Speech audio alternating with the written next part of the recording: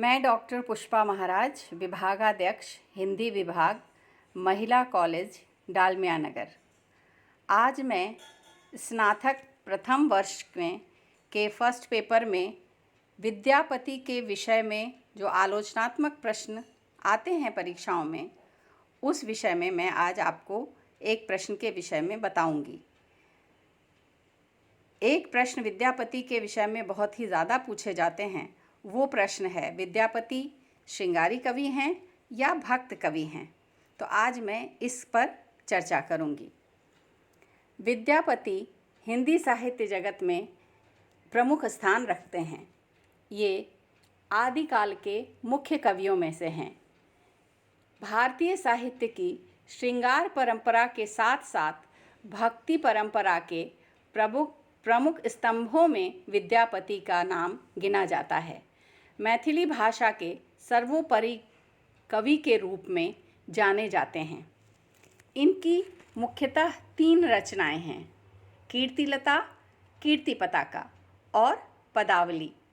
पदावली मैथिली भाषा में है और इससे ही विद्यापति को सर्वाधिक प्रतिष्ठा मिली थी।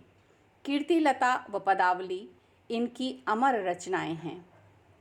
आचार्य शुक्ल ने विद्यापति के पदावली में नायक नायिका के श्रृंगार वर्णन के संबंध में लिखा है, आध्यात्मिक रंग के चश्मे आजकल बहुत सस्ते हो गए हैं। उन्हें चढ़ाकर जैसे कुछ लोगों ने गीत गोविंद के पदों को आध्यात्मिक संकेत बताया है, वैसे ही विद्यापति के इन पदों को। अब इस बात से ये आशय निकलता है कि विद्यापति श्रृंगारी कवि हैं, ना कि भक्त कवि। तो जो इस बात को स्वीकार करते हैं, उन्हें वो श्रृंगारी कवि का स्थान ही देते हैं और ये एक चर्चा का विषय बन गया कि वो भक्त कवि हैं या श्रृंगारी कवि हैं। लेकिन आगे चलकर डॉक्टर हजारी प्रसाद द्विवेदी ने लिखा कि चंडीदास और विद्यापति के पदों ने आगे चलकर बंगाल के बहुत बड़े वैष्णव भक्ति आंदोलन को प्रेरणा दी है। इस कथन से स्पष्ट होता है कि विद्यापति को भक्त कवि मानना निराधार नहीं है, क्योंकि कोई श्रृंगारी कवि किसी भक्ति आंदोलन परंपरा को जन्म नहीं दे सकता और ना ही उसका बल बन सकता है।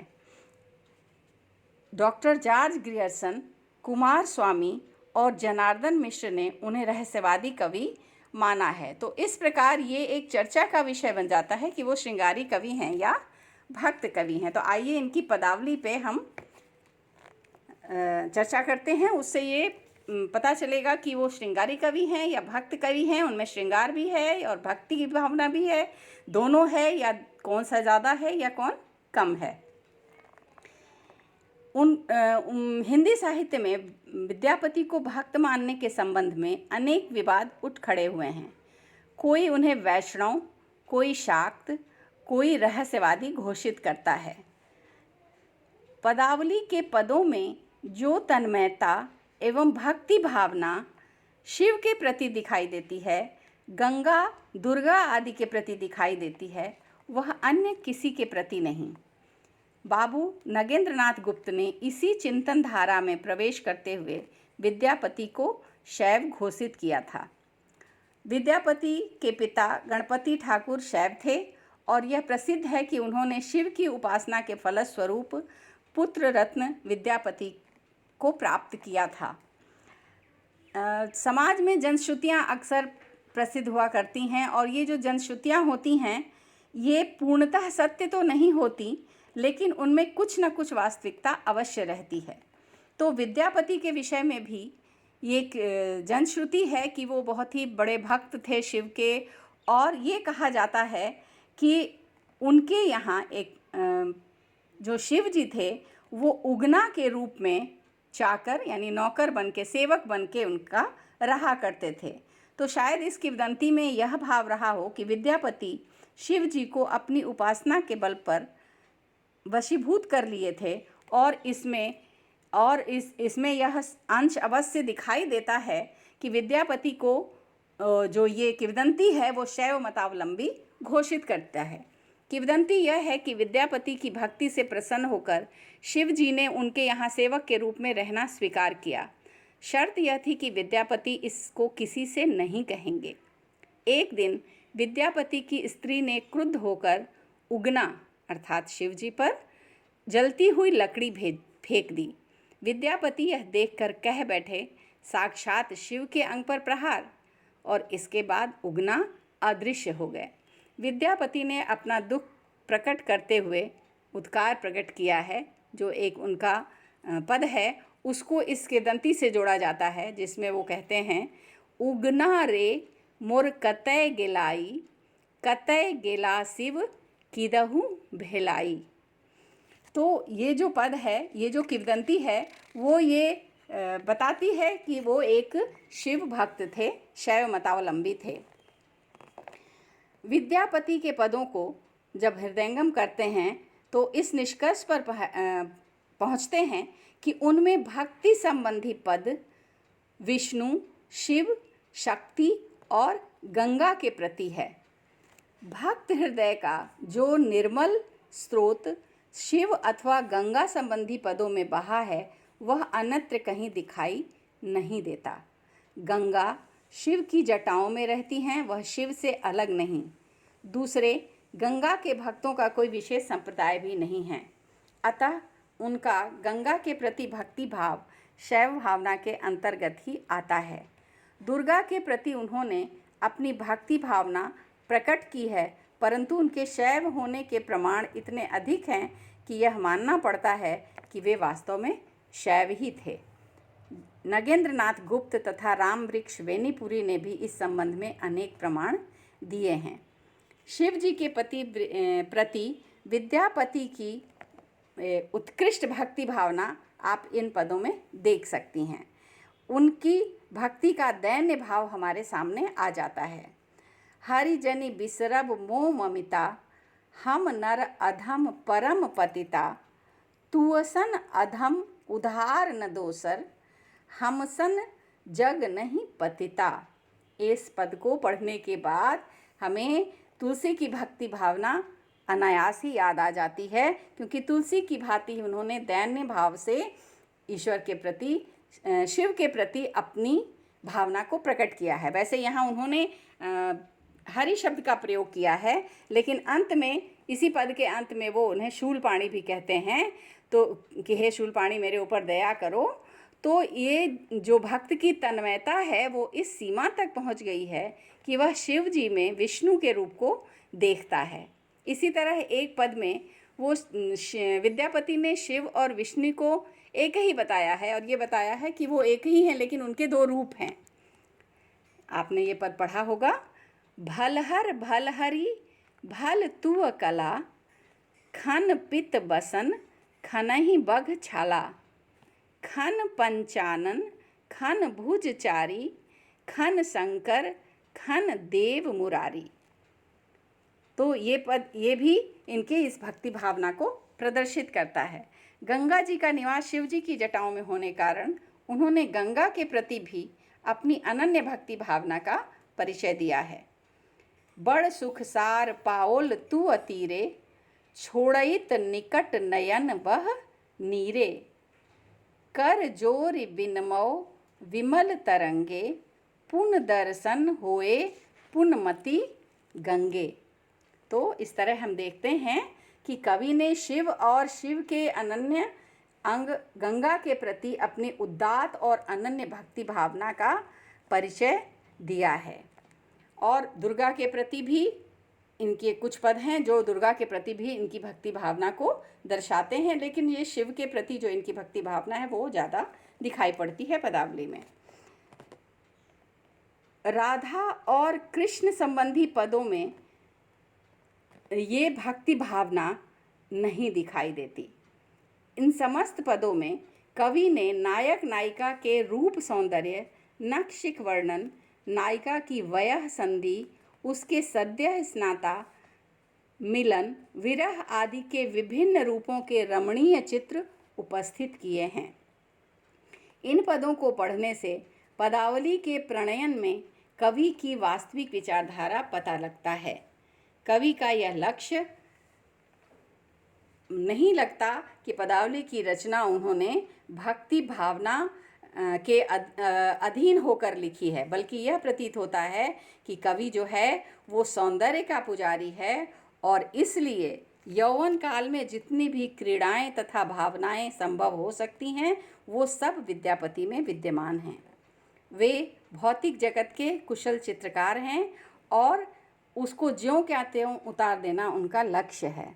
अब जैसे आप वह संधि का वर्णन पदावली में जो आया है उसमें देखिए कवि ने अत्यंत स्वाभाविक वर्णन किया है वह संधि का। वो कहते हैं, सैसौ जौवन दर्शन मेल, दुहुदल बलहि दंद परिगेल, कबहू बांधै कच कबहू बियार, कबहू झाँपै अंग कबहू बियार। विद्यापति की मूल भावना इसी प्रकार के चित्र उतारने की रही है। कवि ने एक ही पद में नायिका का पूरा चित्र उतार दिया है। कहते हैं, माधव की कहब सुंदरी रूपे, कतेक जतत बिहि आनि समारल, देखल नयन स्वरूपे। सद्य स्नाता का चित्र विद्यापति ने जो लिखा है वो हमारे साहित्य की एक अमूल्य निधि है। वे कहते हैं, उस सद्य स्नाता का चित्र प्रस्तुत करते हुए उन्होंने जो पद लिखा है वो कुछ इस तरह है, कामिनी करय सनाने, हेरितहि हृदय हनय पंचबाने, चिकुर गरय जल धारा, जनिमुख शशि रोए डरे रोए अंधारा। तो इस प्रकार कृष्ण तथा राधा का रूप जिस प्रकार प्रस्तुत किया गया है उसमें भक्ति भावना दिखाई नहीं देती है, बल्कि वह श्रृंगार भावना के उद्रेक में ही सहायक बनती है। विद्यापति को सौंदर्य से प्रेम है और उसकी सहायता से वे अपनी शिव शक्ति की सौंदर्यानुभूति को अंकित कर देते हैं। उनकी भक्ति भावना ऐसे स्थलों पर सौंदर्य की अनुगामिनी होकर आती है। इस प्रकार के विधान में सौंदर्यानुभूति में बाधा नहीं बढ़ती, बल्कि सौंदर्य और बढ़ जाता है। विद्यापति एक ही पद में शिव मूर्ति और नारी सौंदर्य, शिव के अर्धनारीश्वर स्वरूप को साकार कर देते हैं, जिसमें सौंदर्य ही अपने पूर्ण वैभव के साथ आता है। उदाहरण देखिए, कतन बेदन मोहि देसी मदना, हर नहीं बाला मये जुबती चना। विद्यापति की पदावली में जो कुछ है वह सौंदर्य ही सौंदर्य है। कामदेव के हाथों में फूलों के बाण हैं, चंद्रमा के तुरीण में किरणों के पुंज हैं और विद्यापति के पास उनकी कोमल कांत पदावली है। तो ये जो पदावली का कृष्ण का राधा का या सौंदर्य का जो वर्णन है ये उन्हें श्रृंगारी कवि के रूप में प्रस्तुत करती है। लेकिन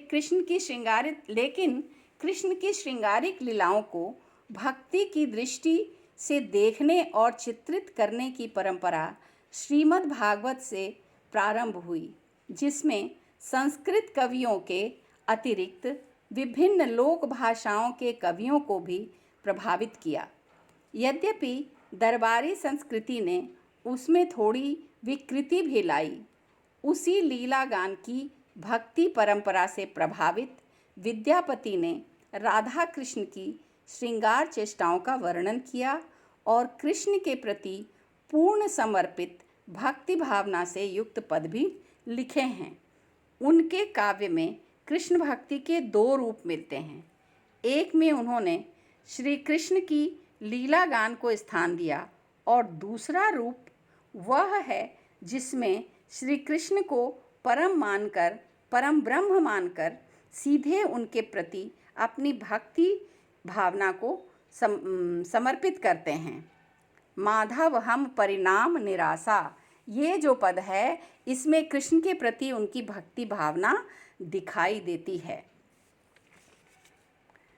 एक लोक श्रुति भी है कि विद्यापति के पदों को गाते गाते बंगाल के संत कवि चंडीदास मूर्छा की अवस्था तक पहुंच जाते थे।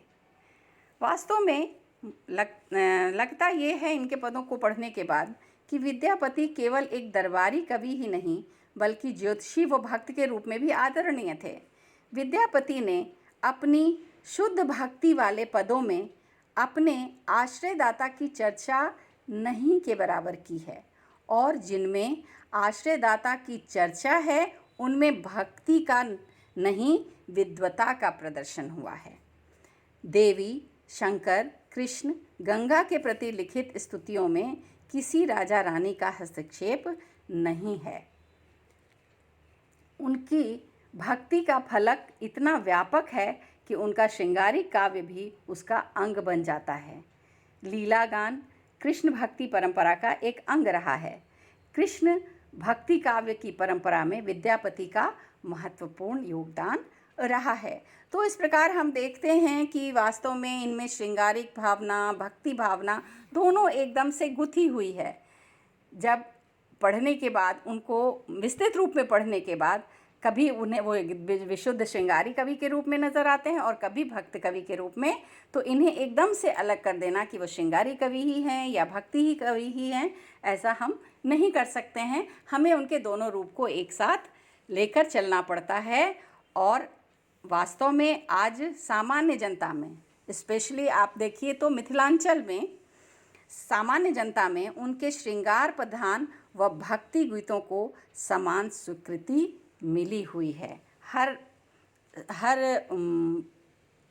ओकेज़न पर, चाहे शादी विवाह हो या घर में भजन हो रहा हो, आप सब में देखेंगे कि विद्यापति के गीत ही गाए जाते हैं। तो वो लोग सामान्य जनता में उनके दोनों पदों को, चाहे वो श्रृंगार प्रधान पद रहे हों या उनके भक्ति के पद रहे हों, उनको समान स्वीकृति मिली है। धन्यवाद।